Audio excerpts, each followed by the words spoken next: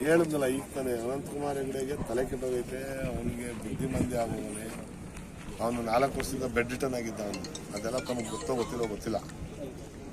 ಅವನು ಆ bed return ಆಗಿದ್ದಾಗ ಅವನ ಮನಸ್ಥಿತಿ ಹಾಳಾಗೈತೆ. ಅವನಿಗೆ ಸಂಸ್ಕಾರ ಅನ್ನೋದಿಲ್ಲ. ಆ ಸಂಸ್ಕಾರವನ್ನು RSS ಅವರು ಮತ್ತು BJP ಅವರು ನಾವು ಸಂಸ್ಕಾರವಂತರು ಅಂತ ಹೇಳ್ತಾರಲ್ಲ, ಸಂಸ್ಕಾರವನ್ನು ಕಲಿಸುವಂಥ ವ್ಯವಸ್ಥೆನ RSS ಮತ್ತು BJP ಅವರು ಅದನ್ನು ಮಾಡಬೇಕು. ಅವ್ರು ಕಲಿಸ್ತಿಲ್ಲ ಅಂದರೆ ಮುಂದಿನ ದಿನಗಳಲ್ಲಿ ನಾವು ಕಲಿಸುವಂಥ ವ್ಯವಸ್ಥೆನ ನಾವು ಮಾಡ್ತೀವಿ. ಸಿದ್ದರಾಮಯ್ಯನವ್ರ ಬಗ್ಗೆ ಮಾತಾಡುವಷ್ಟು ಸಿದ್ದರಾಮಯ್ಯನವ್ರ ಹೆಸರು ಹೇಳೋಕ್ಕೆ ಯೋಗ್ಯತೆ ಇಲ್ದಂತ